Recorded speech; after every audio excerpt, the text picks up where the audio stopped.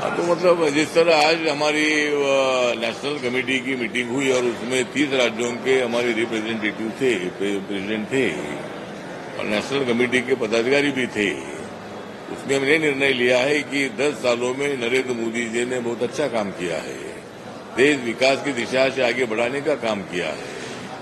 10% आरक्षण economical section को दे दिया है।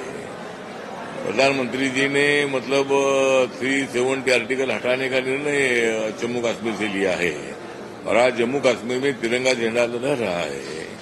दूसरा जो है ये अपना महिलाओं को आरक्षण देने वाला जो बिल है ये पास हो चुका है। नया संसद भवन उन्होंने बनाया है। बाबा साहब अम्बेडकर जी के बहुत सारे स्मारक पूरे किए हैं और बाबा साहब अम्बेडकर जी के बारे में बहुत बड़ा सम्मान वो रखते हैं। इसलिए संविधान बदलेगी, इंडी का आरोप जो है ये बिल्कुल सही नहीं है। ये इंडी जो है ये मतलब ये सभी नेताओं की मंडी बन गई है और ये लोग नरेंद्र मोदी जी का विरोध करते हैं, उनको गालियां देते हैं, उनको नीच बोलते हैं, इनको और कोई बोलते हैं। तो ये मतलब बातें वो लोग कर रहे हैं क्योंकि अस्वस्थ हो गए कि अभी इनको जल्दी सत्ता मिलने वाली नहीं है। मोदी जी स्ट्रांग नेता के रूप में काम कर रहे हैं। दलित, आदिवासी, ओबीसी और सभी वर्गों के लिए वो काम कर रहे हैं और इसीलिए मतलब विरोधी दलों को उनका बहुत बड़ा डर है और वो एकदम बेफाम हो चुके हैं। नरेंद्र मोदी जी के नाम आ गया तो उनको एकदम थर्र उनको हो जाता है और इसीलिए मतलब वो ये कर रहे हैं। लेकिन जनता हमारे साथ है और हम मतलब 400 पार करेंगे सीटें। एनडीए और कांग्रेस को 40 की सीटें नहीं मिलेगी और अभी उत्तर प्रदेश में कांग्रेस का खाता भी नहीं खुलेगा। माननीय सोनिया गांधी जी राजस्थान से राज्यसभा पर आए, उनका तो स्वागत है, लेकिन वहां अगर कोई प्रियंका गांधी भी खड़ी रहती है तो वहां उनका चुनकर आना बहुत बड़ा मुश्किल है। तो कांग्रेस और समाजवादी पार्टी के अलायंस में बिल्कुल उतनी ताकत नहीं रही है। बसपा अलग लड़ रही है और जयंत चौधरी हमारे साथ आ गए हैं। तो उत्तर प्रदेश में हमको बहुत अच्छा मतलब वहाँ मौका है। और दूसरा महाराष्ट्र में हमने 2 सीट मांगी है, लेकिन अभी 2 सीट अगर नहीं मिलती है तो शिरडी की सीट पर मैंने लड़ना चाहिए, मैंने लोकसभा में आना चाहिए। ये देश भर के कार्यकर्ताओं की भी भावना है, बहुत सारे लोगों की भी भावना है। मैंने आग्रह किया है कि भाई मेरी राज्यसभा 2026 तक है, लेकिन मुझे लोकसभा में आने की इच्छा है। उसका विचार है कि क्या जाए, लोगों की इच्छा है, लोगों की इच्छा ही है और मुझे भी लगता है मैं 3 बार लोकसभा में रहा हूं तो लोकसभा में आना चाहिए।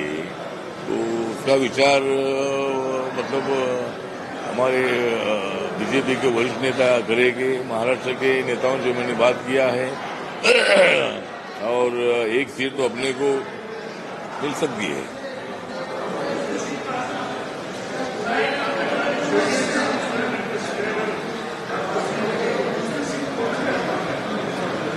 नहीं, 2 सीट तो हमने मांगी है, शिरडी और सोलापुर मांगी है, 2 सीट मांगी है, लेकिन अभी 2 सीट अगर नहीं मिलती है तो 1 सीट मिलनी चाहिए और मैंने लोकसभा में खड़ा रहना चाहिए, लोगों की भावना है।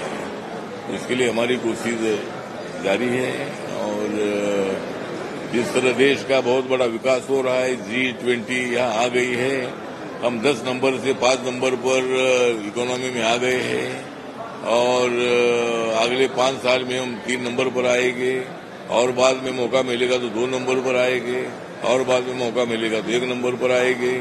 तो हमारी इकोनॉमी में हम अच्छा डेवलप कर रहे हैं और दुनिया में जो शहर है उसमें मुंबई शहर का भी नाम आया है। जो दुनिया में जो डेवलपिंग जो सिटीज है उसमें मुंबई भी एक सिटी का नाम आया है सर्वे में। तो इंडिया आगे बढ़ रहा है और इसीलिए हम आगे बढ़ रहे हैं।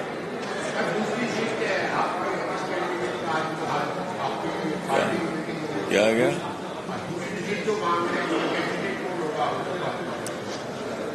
कैंडिडेट कौन हो? तुम्हारे पास तो बैठा ही कैंडिडेट है।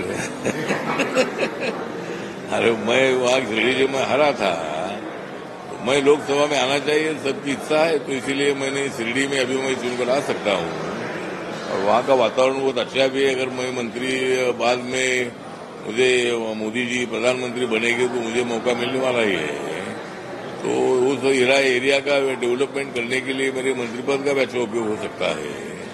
तो इसलिए हम शिरडी की सीट मांग रहे हैं।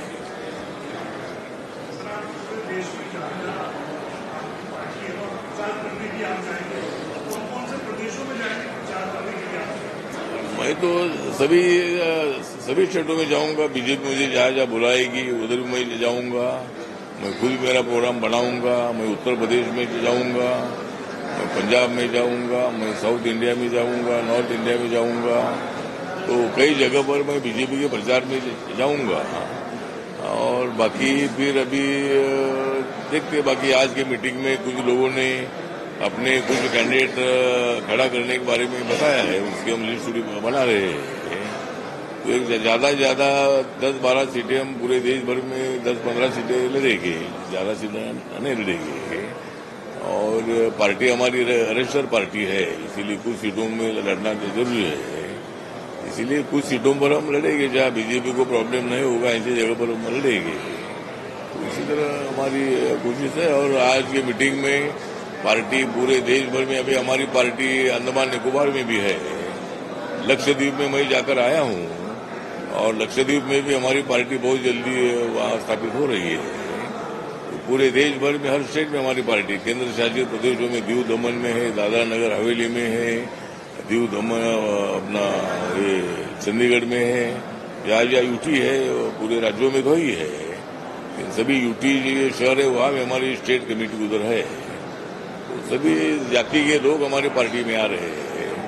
और सिंधी समाज हमारे साथ है, हमारा मुस्लिम समाज हमारे साथ है, ब्राह्मण समाज हमारे साथ है, ओबीसी समाज हमारे साथ है, महाराष्ट्र में मराठा समाज भी हमारे साथ है।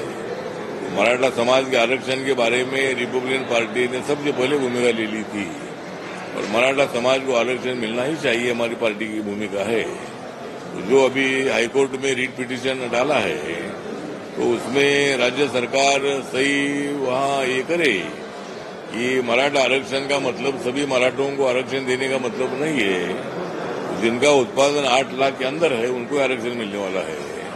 जिस ओबीसी के लिए क्रिमिलेयर की पद्धति लगाई है, 27% जिनको आरक्षण मिलता है उनके लिए 27% आरक्षण है।